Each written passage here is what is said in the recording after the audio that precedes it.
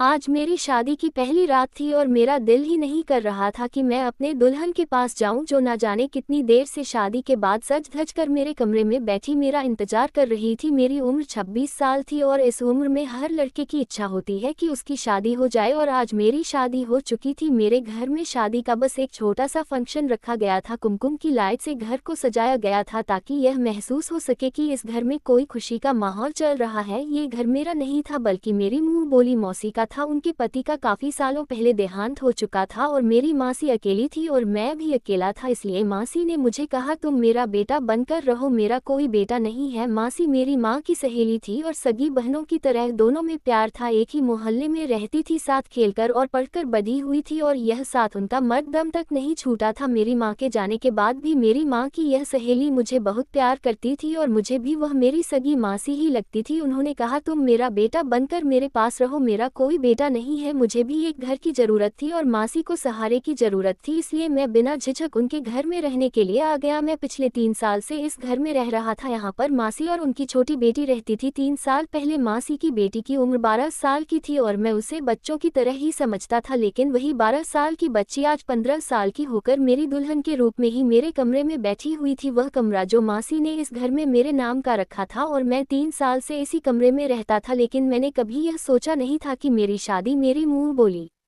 मासी की 5 साल की बेटी से हो जाएगी। वह अंदर कमरे में बैठी हुई थी और मैं बाहर टीवी हॉल में सोफे पर बैठा हुआ था। मासी शायद सोने के लिए चली गई थी और जो थोड़े बहुत मेहमान थे वह भी घर वापस चले गए थे, लेकिन मैं कश्मकश में था कि कमरे में जाऊं या ना जाऊं। मुझे बहुत बुरा लग रहा था कि मैं एक 15 साल की लड़की के साथ पति पत्नी का रिश्ता कैसे निभाऊंगा। मुझे सोचते हुए ही अजीब लग रहा था कि मैं उस छोटी सी बच्ची के साथ, क्योंकि वह जैसे भी थी अभी बहुत ही कम उम्र थी और छोटी बच्ची ही थी, मैंने बस अपनी मासी के कहने पर यह शादी की थी। हाँ, अगर रागिनी थोड़ी सी बड़ी होती, वह 15 की जगह 18 या 20 साल की होती तो फिर भी मैं शादी से खुश हो जाता है, क्योंकि वह बहुत ही प्यारी लड़की थी और मुझे उससे शादी करने पर कोई ऐतराज ना होता। मुझे ऐतराज सिर्फ और सिर्फ रागिनी की कम उम्र होने पर था, उससे ज्यादा मुझे कोई मतलब नहीं था। लेकिन मासी ने कुछ इस तरह से जज्बाती तौर पर ब्लैकमेल किया कि मैं इनकार ना कर सका। मैंने तो मासी से यह कह दिया कि मैं अभी रागिनी के साथ फेरे ले लेता हूँ, लेकिन विदाई बाद में कर देना, जब वह बड़ी हो जाएगी तब तक मैं अपने दोस्त के पास दुबई चला जाता हूँ और वहाँ कुछ काम धंधा करूँगा, कुछ पैसे भी हो जाएंगे, उसके बाद आप विदाई कर देना, मुझे कोई ऐतराज नहीं होगा। लेकिन मासी कहने लगी नहीं, मुझे विदाई भी आज ही करनी है। मुझे विदाई वाली बात समझ नहीं आई। असल में तो हम एक ही घर में रहते थे, ऐसा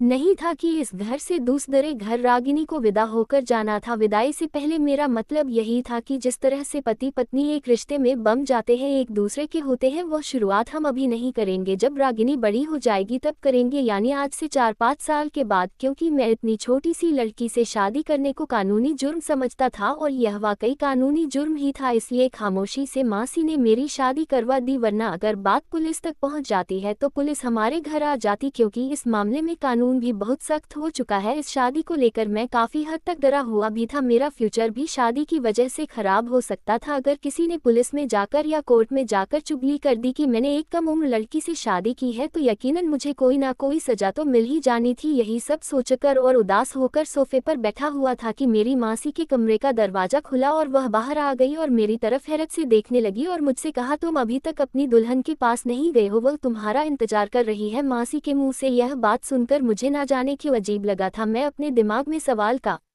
जवाब सोच रहा था कि मासी को क्या जवाब दूं। मैं उनसे क्या कहता कि मैं दुल्हन के पास नहीं जाना चाहता। ये कहकर मैं मासी से नजरें चुरा लिया। अगर वह वाकई में दुल्हन बनने के काबिल होती है तो मुझे जाने में कोई ऐतराज नहीं था, लेकिन वह तो एक छोटी सी 15 साल की बच्ची थी और उसकी उम्र तो गुड़ियों से खेलने की थी। मैंने कहा कि मेरी तबीयत ठीक नहीं है तो मासी ने कहा कोई बहाना नहीं चलेगा, तुम्हें अपनी दुल्हन के पास जाना होगा। मैं बड़े अरमानों से अपनी बेटी की शादी तुमसे की है, अब इस तरह से तुम मेरी बेटी को धुतका नहीं सकते हो। मासी की बात पर मैं हैरान हो गया, ये धुत करने वाली बात कहाँ से आ गई। वह शायद मेरी बात समझते हुए भी नहीं समझ पा रही थी। मजबूरन मुझे वहां से उठना पड़ा और रागिनी के पास जाना पड़ा। जैसे ही मैंने कमरे का दरवाजा खोला तो देखा रागिनी पूरे दुल्हन के रूप में तैयार होकर सर झुकाए बैठी है। मुझे ना जाने क्यों रागिनी को देखकर बहुत दुख हुआ था। वह छोटी सी बच्ची थी और मासी की जिद की वजह से हम दोनों इस बेजोड़ रिश्ते में बंध गए थे। मैंने फैसला कर लिया था कि मैं उसके साथ कुछ भी गलत नहीं करूंगा। जब तक कि वह 18 साल की नहीं हो जाती मैं उसके साथ कोई रिश्ता नहीं बनाऊंगा। मैं उसके करीब जाकर खड़ा हो गया, लेकिन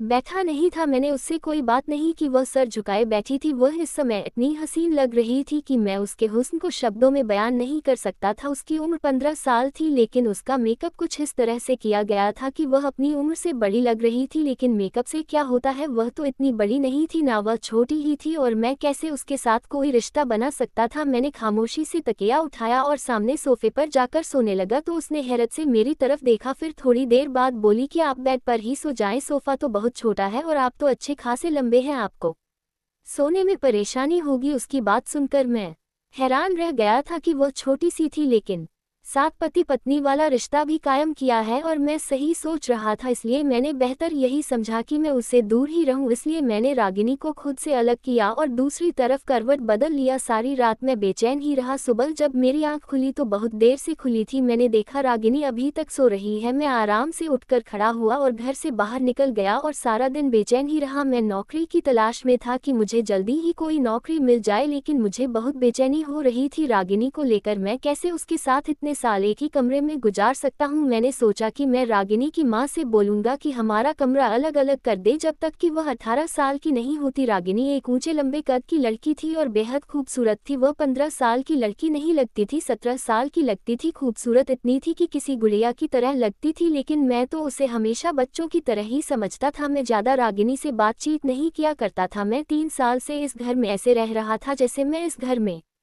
मौजूद ही ना हूँ। मैं सारा दिन लगभग घर से बाहर ही रहता था और सिर्फ खाने और सोने के लिए ही घर आता था, या फिर मासी कोई काम रोल बात उसने बड़ों जैसी कर दी थी। मुझे लगा कि वह मेरे करीब आने से घबरा जाएगी, इसलिए मैं सोफे पर सोने का फैसला कर लिया था। लेकिन जब वह खुद कह रही थी कि उसे किसी तरह का कोई डर नहीं है, तो फिर मुझे भी आराम की जरूरत थी। मैंने तकिया वापस अपनी जगह पर रखा और आंखें बंद करके लेट गया। मेरी आंखें बंद थी, लेकिन मेरा दिमाग जगा हुआ था। मैंने महसूस किया था कि रागिनी अभी तक बैठी हुई है। क्या वह मेरे इंतजार में बैठी हुई थी? मैंने आंखें खोलकर उसकी तरफ देखा तो वह मुझे ही देख रही थी। फिर मैंने उससे कहा कि तुम जाकर यह भारी भरकम कपड़े बदलकर कोई कंफर्टेबल कपड़े पहनकर सो जाओ, मुझे भी नींद आ रही है। लेकिन मुझे पता नहीं क्यों लगा था कि मेरी बात सुनकर नाराज हुई थी, हालांकि मेरी बात सुनकर उसको खुश हो जाना चाहिए था। मेरे हिसाब से तो उसे इस रिश्ते के बारे में जानकारी नहीं होगी, इतनी छोटी सी तो थी। फिर थोड़ी देर बाद वह ड्रेसिंग रूम में चली गई। उसने अपने कपड़े बदल लिए और मेरे बराबर लेट गई तो मैंने उठकर लाइट ऑन कर दी। लेकिन सोते समय मुझे पता नहीं क्यों महसूस हो रहा था कि वह बार बार सरक कर नींद में मेरी तरफ आ रही है। मैं बार बार उसे फिर से उसकी जगह पर आराम से धकेल देता, लेकिन वह फिर से सरक कर मेरे करीब आ जाती। वह शायद नींद में थी या उसको ज्यादा नींद में इधर उधर करवटें बदलने की आदत थी। वह तो नींद में ये हरकत कर रही थी, लेकिन मैं तो जाग रहा था। सिर्फ मैं ही नहीं जाग रहा था, उसकी ये हरकत मेरे जज्बातों को भी जगा रही थी। एक बार तो वह मेरे इतने करीब हो गई कि मेरे दिल की धड़कनों में शोर मच गया था, मेरी सांसें तेज हो गई थी। मेरे सामने एक लड़की थी, वह भी मेरी पत्नी थी, और मैं उस पर पूरा हक रखता था कि इतनी छोटी सी बच्ची के साथ में इस तरह का रिश्ता बनाऊं, और यह कानूनी जुर्म भी था। कल को अगर पुलिस को इस शादी की खबर हो जाती तो रागिनी के मेडिकल चेकअप के बाद मुझे कोई ना कोई सजा जरूर होनी थी, क्योंकि साबित हो जाता कि बेशक मैंने सिर्फ उससे शादी ही नहीं की बल्कि उसके देती तो तब उनके लिए सौदा वगैरह लाने के लिए घर आ जाता था, या बिजली का बिल जमा करना होता या गैस भरवानी होती, तो ऐसे ही छोटे मोटे कामों के लिए मासी मुझे बुलाया करती थी और मैं उस समय घर आ जाया करता था। मैं बिना मतलब घर पर बैठने वाले लड़कों में से नहीं था। नौकरी की तलाश में मैं घर से बाहर निकलता था। मुझे नौकरी तो नहीं मिलती थी, लेकिन कुछ ना कुछ काम जरूर करता था ताकि कुछ पैसे हाथ आ सके। मासी के घर मेरी जिंदगी बहुत ही आराम से गुजर रही थी कि एक दिन मासी ने मुझसे एक ऐसी जिद कर दी कि मैं ख्याल भी नहीं कर सकता था। मासी की तबीयत तो थोड़ी खराब हुई तो उन्होंने मुझे बुलाया और कहा कि मेरी जिंदगी का कोई भरोसा नहीं है, मैं चाहती हूँ कि तुम मेरी बेटी से शादी कर लो।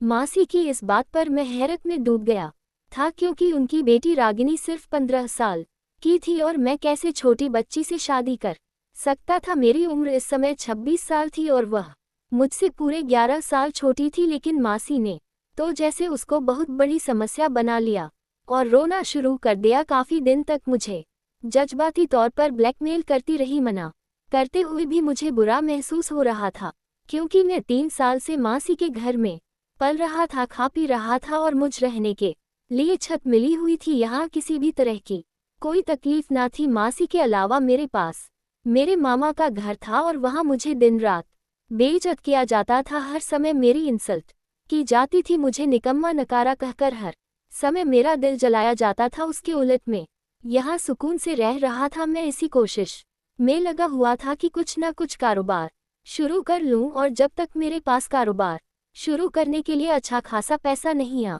जाता तो तब तक मैं मासी के घर पर ही रहूं, और जो पैसे में थोड़े बहुत ऑनलाइन कामों से कमा रहा था और कोचिंग से कमा रहा था उनको मैं अपने पास सुरक्षित रखना चाहता था, ताकि ज़्यादा पैसे जमा हो सके तो मैं अपना कोई कारोबार शुरू कर सकूं और उसके बाद अपना कोई छोटा मोटा घर ले लूं, नहीं तो किराए का घर ही ले लूं, लेकिन अपने रहने का इंतजाम कर लूं। लेकिन मैं इतनी जल्दी खर्चा नहीं कर सकता था। मैं तो खाने पीने की चीज़ों में भी खर्चा नहीं करता था, खाना पना भी मेरी मासी के ऊपर था। अपने खाने पीने का खर्चा तो मैं कमा ही लेता था, लेकिन मैं उसको भी संभाल कर रखता जा रहा था। यह मेरी मसीही थी जिसने मुझे सहारा दिया, मुझे कभी निकम्मा होने का ताना नहीं दिया और मुझे बगैर दिल दुखाए अपने पास रखा। मामा के घर में मुझे खाना तो मिलता था, लेकिन ये खाना खाने के लिए मुझे 100 बातें सुननी पड़ती थी। लेकिन अब मासी ने मेरे सामने ऐसी बात रखी थी कि जिसे मैं ना स्वीकार कर पा रहा था ना ही इनकार कर पा रहा था। मासी की मुझ पर इतने एहसान थे कि मैं उन्हें इनकार कर ही नहीं सकता था, लेकिन यह मामला इतना नाजुक था कि मैं हाँ भी नहीं कर पा रहा था। अगर मैं इनकार कर देता तो यकीनन मासी का दिल टूट जाता। वैसे ही वह अभी इतनी बड़ी बीमारी से लड़ रही थी, उनके हार्ट में प्रॉब्लम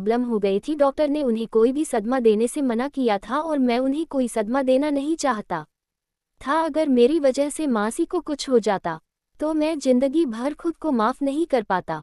दूसरा, मेरी इस बात से मासी का दिल दुख सकता था। वह मुझे इस घर से निकाल भी सकती थी या फिर शायद वह मुझे अपने घर में रख भी लेती, लेकिन मैं उनसे नजरें मिलाने के काबिल ना रहता। बहुत सोचने के बाद मैं उनकी बेटी से शादी करने की बात मान लिया, लेकिन मेरी शर्त ये थी कि विदाई 5 साल के बाद की जाए। लेकिन मासी की बात सुनकर तो मेरे सर पर धमाका हुआ जब उन्होंने कहा कि उन्हें विदाई भी साथ ही करनी है। मैंने कहा, ऐसे भी कोई मुसीबत नहीं आई है कि जल्दी विदाई हो, मैं कहीं भागा नहीं जा रहा और भगवान की कृपा से आप अब बिल्कुल ठीक है, आपको कुछ नहीं होगा। तो मासी ने कहा, कुछ भरोसा नहीं है कि कल को तुम्हें कोई और लड़की पसंद आ जाए और तुम मेरी बेटी को छोड़ दो और दूसरी लड़की के पीछे लग जाओ, क्योंकि अब तुम भी जवान खून हो। कोई भी लड़की तुमको अपनी मोहब्बत के जाल में फंसा सकती है और फिर तो मेरी बेटी की जिंदगी बर्बाद हो जाएगी। तुम सोचोगे कि एक शादी ही तो है, तुम्हारे बीच कोई पति पत्नी वाला रिश्ता नहीं है और ना बच्चों की डोर है जो तुम्हें बंद कर रखेगी। इस रिश्ते को खत्म करना तुम्हारे लिए आसान है, इसलिए मैं चाहती हूँ कि तुम्हारी विदाई भी हो जाए और तुम दोनों पति पत्नी की तरह रहने लग जाओ। मासी ने तो हर तरफ से मेरा रास्ता बंद कर दिया था। उनकी बात भी अपनी जगह सही थी, बल्कि अगर मैं कहूँ कि उनका डर अपनी जगह सही था कि हर माँ को ये डर होता है कि उसकी बेटी का क्या फ्यूचर होगा। और रागिनी छोटी थी और मुमकिन था कि मैं किसी और की मोहब्बत में गिरफ्तार होकर किसी और से शादी कर भी सकता था, क्योंकि मुझे आए दिन काम के सिलसिले में लड़कियों का सामना करना पड़ जाता था। ऑनलाइन भी मेरी काफ़ी स्टूडेंट लड़कियां थी जिसे मेरी अच्छी खासी दोस्ती थी। हो सकता था कि उनमें से कोई मुझे अच्छी लग जाए और मेरा इरादा बदल जाता। बहुत ज़्यादा सोचने के बाद मैं रागिनी से शादी की हामी भर ली थी और विदाई के लिए भी तैयार हो गया था, क्योंकि मेरे पास अभी फिलहाल रहने की कोई जगह नहीं थी। जितने पैसे में जमा कर चुका था वह घर लेने के लिए काफ़ी नहीं थे, और अगर घर ले भी लेता तो फिर खाना पीना कहाँ से होता। सारी बातों को ध्यान में रखते हुए मैंने रागिनी से शादी में ही भलाई समझी और इसी को अपनी किस्मत समझ लिया। सोचा बस कुछ साल इंतजार करता हूँ, वह बड़ी हो जाएगी, उसके बाद ही मैं उसके साथ कोई रिश्ता रखूँगा। बस ठीक है, जिंदगी अच्छी गुजर जाएगी रागिनी के साथ। या फिर ये भी हो सकता है कि बड़ी होकर रागिनी का दिमाग बदल जाए और वह खुद ही शादी के लिए इनकार कर दे, क्योंकि मैं उसे पूरे 11 साल बड़ा था। अगर वह ऐसा करती तो मेरे लिए यह आसानी हो जाती और मेरा रास्ता साफ हो जाता।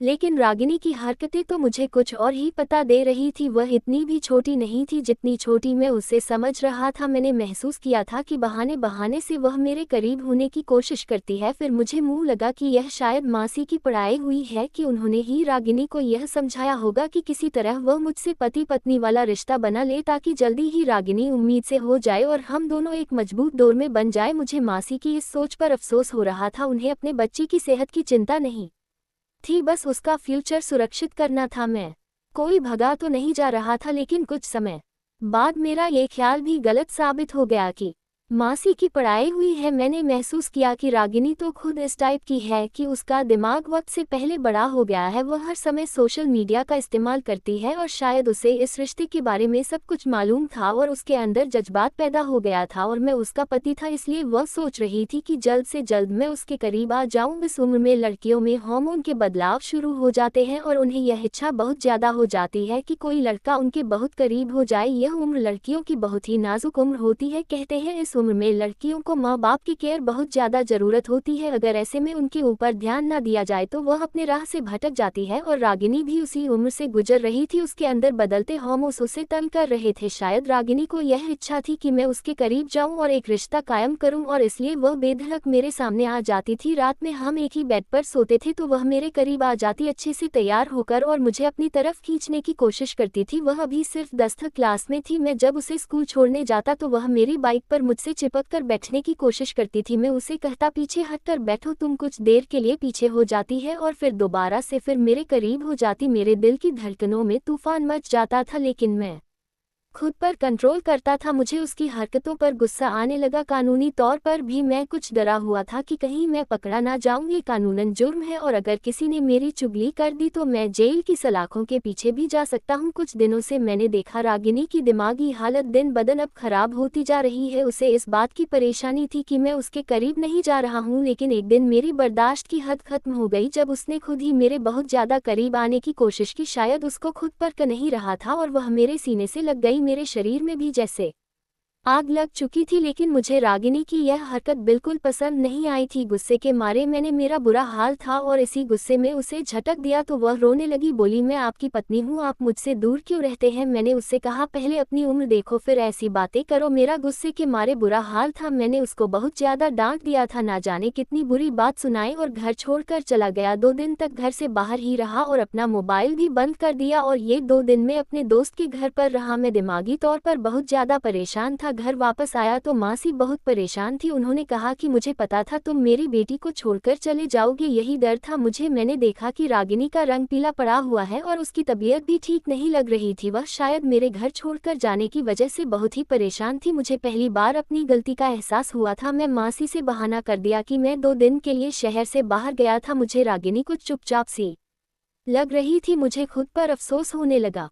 मुझे उससे ऐसा व्यवहार नहीं करना चाहिए था। वह बच्ची है, अभी बहुत ही नाजुक उम्र से गुजर रही है और उसे अभी प्यार से समझाना चाहिए, गुस्से से नहीं। मैं कमरे में गया तो रागिनी अपना तकिया उठाकर सोफे पर जाने लगी, क्योंकि उस दिन मैंने गुस्से में उसे बहुत कुछ सुना दिया था। उस दिन मैंने गुस्से में से ये भी कह दिया था कि तुम आज के बाद मेरे साथ बेड पर नहीं सोगी वरना मैं कमरे से बाहर निकल जाऊंगा। मुझे अपनी बात याद आई तो मैंने रागिनी को पुकारा। मेरे पुकारने पर वह एकदम से डर गई थी। कहने लगी, प्लीज कमरे से बाहर मत जाएगा, मैं सोफे पर ही सो जाया करूंगी। उसकी बात सुनकर मैं शर्मिंदा हुआ था। मैंने गहरी सांस भरी और उठकर रागिनी के पास आया, उसका हाथ थामा और उसे बेड पर बैठा दिया। आई एम सॉरी, मैं गुस्से में तुमसे बहुत कुछ गलत बोल गया। मेरी जरा सी नरमी पाकर वह रोने लगी, रोते हुए मेरे साथ लग गई। मैं उसे चाहकर भी खुद से पीछे नहीं कर पाया था, बल्कि उसे और अपने साथ लगा लिया। वह सिसके से रो रही थी, कहने लगी, मुझे पता है कि मैं आपको बहुत बुरी लगती हूँ, मम्मी के मजबूर करने पर आपने मुझसे शादी की है। उसकी बात सुनकर मैं उसका चेहरा ऊपर किया। मैंने कहा, तुम मुझे नहीं लगती बल्कि अच्छी लगने लगी हो। तुम अब तुमसे दूर रहना मुझे मुश्किल लगने लगा है और तुम्हारे पास में आ नहीं सकता क्योंकि तुम बहुत कम उम्र हो। मैं तुम्हें इतनी कम उम्र में किसी मुसीबत में नहीं डालना चाहता। तृप्ति, मैंने आज उसे अपना हर डर बता दिया था। मुझे लगा ये सुनकर उसे सुकून हो जाएगा, लेकिन वह तो और भी ज्यादा परेशान हो गई थी और किसी गहरी सोच में डूब गई थी। समय कुछ और आगे को बढ़ा तो रागिनी का पेट फूलने लगा, उसकी रंगत भी पीली पड़ने लगी। मासी भी उन दिनों कुछ चुप चुप सी थी, काफी बीमार भी रहने लगी थी। मैं मासी से रागिनी के बारे में कहा कि उसे डॉक्टर के पास ले जाएं तो मासी कहने लगी, मैं उसे डॉक्टर के पास ले गई थी, उसे दवा दे रही हूँ, ठीक हो जाएगी। मासी की तबीयत बहुत ज्यादा बिगड़ गई, उनके सीने में फिर से तेज दर्द उठा था। मैं जब तक उन्हें अस्पताल लेकर गया वह दम तोड़ चुकी थी। यह सदमा रागिनी के लिए भी बहुत बड़ा था। उस समय मैंने ही उसे संभाला था, लेकिन अब मैंने महसूस किया कि उसका पेट बहुत ज्यादा बड़ा होने लगा है। मैं उसे डॉक्टर के पास लेकर गया। डॉक्टर ने अल्ट्रासाउंड किया और जो कुछ मुझे बताया, मेरे होश उड़ गए। डॉक्टर कहने लगी, आपकी पत्नी 5 महीने की प्रेग्नेंट है। ये सुनकर तो मेरा दिमाग घूम कर रह गया था। मैं जिसे बच्ची समझ रहा था और उसे बच्ची समझकर उसके पास नहीं जाता था, वह कम उम्र में ही यह गुल खिला बैठी थी और अपना गुनाह छुपाने के लिए मुझसे शादी की थी। मासी की जल्दबाजी अब मुझे समझ आई थी। रागिनी का मेरे करीब आना मुझे अब समझ आया था। मेरी अक्ल हैरान थी, इतनी सी उम्र में रागिनी ये सब कैसे कर सकती थी। डॉक्टर कहने लगी आपकी पत्नी बहुत कम उम्र है, उसका बहुत ख्याल रखिए वरना डिलीवरी में मुश्किल पैदा हो सकती है। मैं जब घर वापस आया तो रागिनी को कमरे में ले गया, उसे बैग पर ले जाकर पटक दिया। मैंने कहा मुझे नहीं पता था कि इतनी सी कम उम्र में तुम ये सब कुछ भी कर सकती हो। तुम्हें और मासी को मैं ही मिला था तुम्हारा ये पाप छुपाने के लिए। वह रोने लगी, कहने लगी मेरा कोई दोस्त नहीं है। मेरे ओन ड्राइवर ने जबरदस्ती मेरे साथ यह कहकर वह सिसक सिसक कर रोने लगी, कहने लगी मम्मी मुझे डॉक्टर के पास ले गई थी लेकिन डॉक्टर ने अबॉर्शन से मना कर दिया कि मैं अभी बहुत कम उम्र हूँ और तकलीफ सह नहीं सकती। मैं ये सुनकर सर पकड़कर बैठ गया था। रागिनी कहने लगी मुझे तलाक मत दीजिएगा, बेशक आप दूसरी शादी कर ले लेकिन मुझे अकेला मत छोड़िए,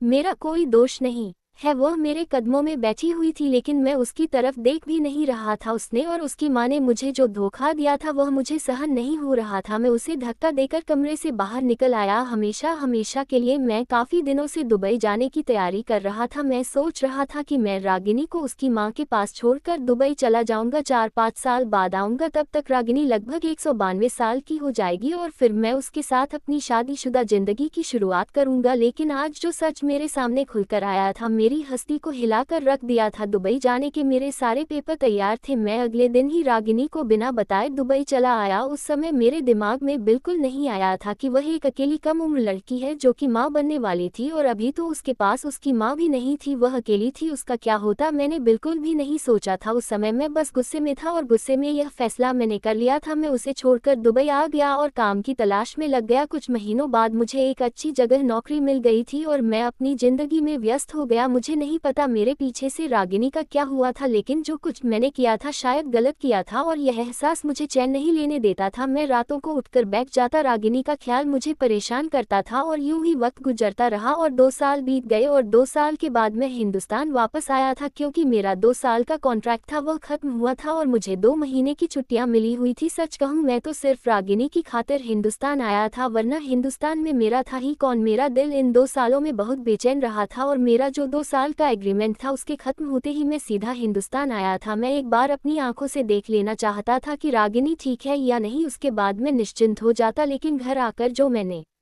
देखा मेरी आंखें फटी की फटी रह गई थी। क्या वह वाकई रागिनी थी? एकदम हड्डियों का ढांचा, वह सामने सोफे पर पड़ी हुई थी, चेहरा ऐसा जैसे किसी ने पीला रंग लगा दिया हो, हाथ पैर सूख कर लकड़ी के समान हो गए थे। मैं तड़प कर उसके पास पहुंचा था। उसने आंखें खोलकर मुश्किल से मुझे देखा था। मुझे देखकर शायद वो विश्वास नहीं आया था। उसने मुझे छूकर महसूस किया। मैंने कहा रागिनी हाँ मैं ही हूँ और फिर उसकी आंखों से आंसू बह चले थे। वह रोने लगी और बोली तुम्हारे जाने के बाद मैं बहुत तकलीफ सही है, पता नहीं भगवान ने अब तक मुझे जिंदा क्यों रखा है, वरना शायद मैं मर तो उसी दिन जाती जब मैंने एक मरे हुए बच्चे को जन्म दिया था। वह तकलीफ याद करती हूँ तो अब भी सहम जाती हूँ। उस समय मुझे तसल्ली देने वाला कोई भी अपना नहीं था। वह अपनी आप बीती सुना रही थी और मैं बस उसे सुन रहा था। मेरा दिल उसकी हालत पर खून के आंसू रो रहा था। उसकी हालत का जिम्मेदार सिर्फ और सिर्फ मैं था। वह कहने लगी तुम्हारे जाने के बाद मेरा कोई नहीं था, पापा की जो पेंशन आती थी उससे मैं अपना खर्चा चला रही थी, लेकिन जिंदगी जीने की कोई उमंग ही नहीं बची थी, बस मर जाने की दुआएं मांगा करती थी। मैं तुम्हें इस बात का कसूरवार नहीं ठहरती क्योंकि तुम्हारे साथ भी धोखा ही हुआ था, लेकिन शायद गलती इसमें मेरी भी नहीं थी। जो कुछ हुआ मेरे साथ हुआ वह जबरदस्ती किया गया था। मैं उसे बाहों में उठाकर अस्पताल लेकर भागा था। उसके सारे चेकअप होने के बाद पता चला कि उसे टीबी हो गया था। मैं उसे अपने साथ दुबई ले आया और वही